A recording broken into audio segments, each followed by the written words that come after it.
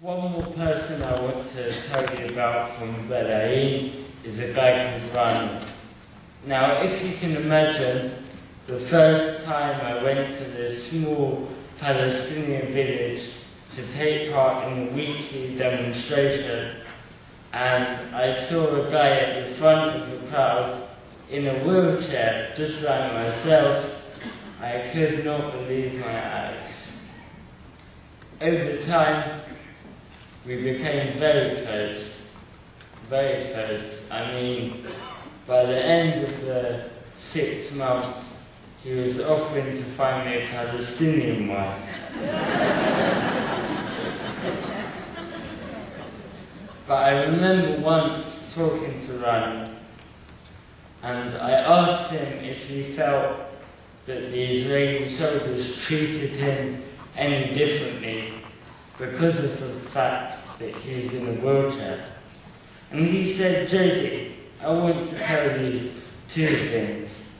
Firstly, I think you know very well by now, as well as I do, that the Israeli government do not care if you're walking or in a wheelchair or a man, woman or a child. And that's certainly rung true with what I had experienced during my time there. I remember during one of the night raids, an Israeli soldier rolling a sound grenade directly under my wheelchair so that it would explode up into my face. And I remember during one of the Friday demonstrations, sitting at the front on my own in my wheelchair after most of the crowd had been forced back, and 6 Israeli soldiers simultaneously throwing tear gas directly at me as if I was some kind of threat to them.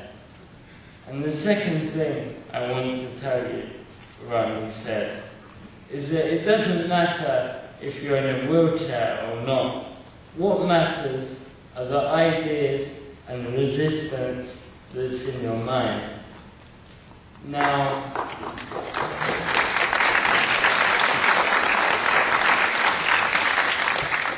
just before I left the village, Ronnie's wife gave birth to triplets.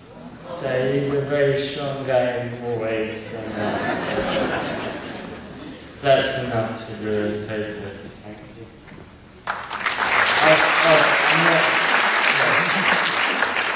I'm not finished. After 6 months in Berkeley, I decided that I would travel to Gaza.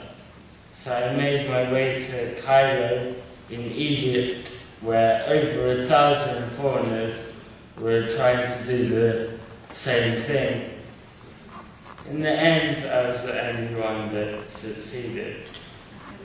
The Arabic that I picked up in Berkeley now proved to be very helpful.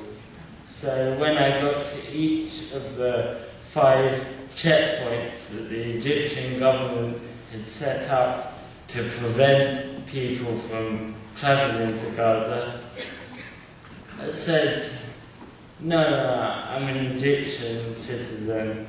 I've forgotten my ID at home. But don't worry, my father's waiting for me at the other end. And the trick worked. And some hours later, I was on my way to Gaza. Now, I ended up crossing the border with an aid organisation that had driven all the way from London. But once we crossed into the Gaza Strip, I realised that the Egyptian government were going to force everyone from this organisation to leave after just 24 hours. So, after sleeping with this organisation for the first night in the hotel they were staying in, I woke up early, walked downstairs and walked out the front entrance, and the security there looked a bit confused, and they said to me again in English, "Hey, where are you going? You can't go off on your own. Do you want to come and have some breakfast?" And I replied in Arabic, "Excuse me, I think there must have been some kind of misunderstanding here.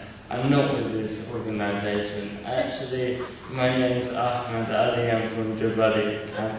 And they said, "Okay, have a nice day."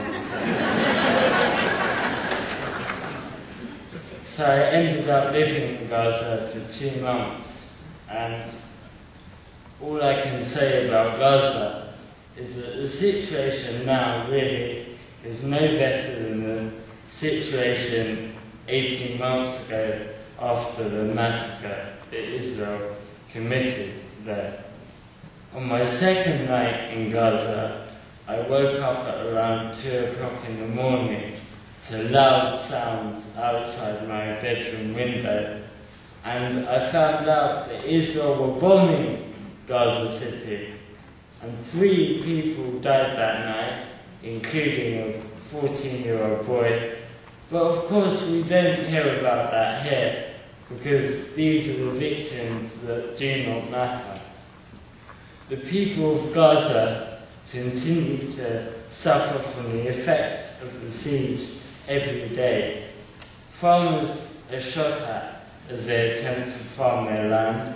Fishermen are shot at as they attempt to fish in Gazan waters, and tunnels are bombed as they attempt to bring in food and everyday goods to a besieged population.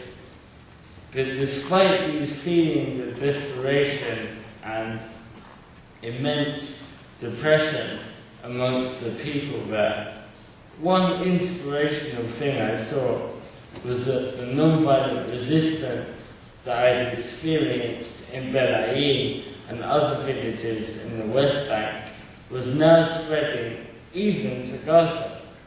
So communities in Beit Hanun, in the north of the Gaza Strip, have begun weekly marches into Israel's so-called buffer zone, which is basically a 300-metre strip of land next to the border, which the Israeli army has declared as a no-go area for Palestinians, despite the fact that farmers have land to farm there and families have homes to live in there.